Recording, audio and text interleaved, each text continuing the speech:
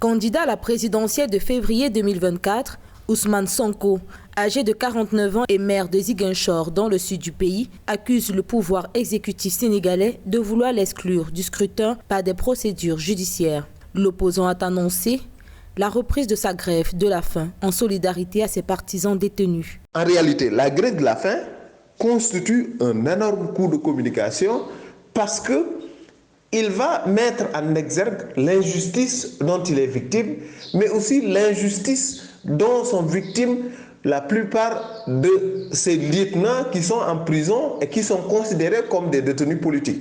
Un magistrat du tribunal d'instance de Ziguinchor, le 13 octobre, a ordonné la réinscription de Ousmane Sonko sur les listes électorales dont il avait été radié, ouvrant une nouvelle page dans les affaires judiciaires qui l'opposent à l'État. Ousmane Sonko est sous le coup depuis le 1er juin 2023 d'une condamnation à 2 ans de prison pour corruption de la jeunesse. Ousmane Sonko non seulement met la pression sur le gouvernement par rapport à ce dont il est accusé et qui a été mis de côté par le juge de Ziguinchor, mais aussi Ousmane Sonko tente de susciter le débat autour de l'injustice dont il est victime et surtout de susciter l'attention des citoyens qui seront plus attachés, qui sont attachés surtout à la justice, qui sont toujours du côté de ceux qui sont opprimés par le pouvoir. Donc forcément, cela va avoir un coût communicationnel énorme, d'autant plus que nous allons vers le début du parrainage pour le parti PASTEF. Depuis 2021, le Sénégal a connu de nombreuses manifestations de soutien à Ousmane Sonko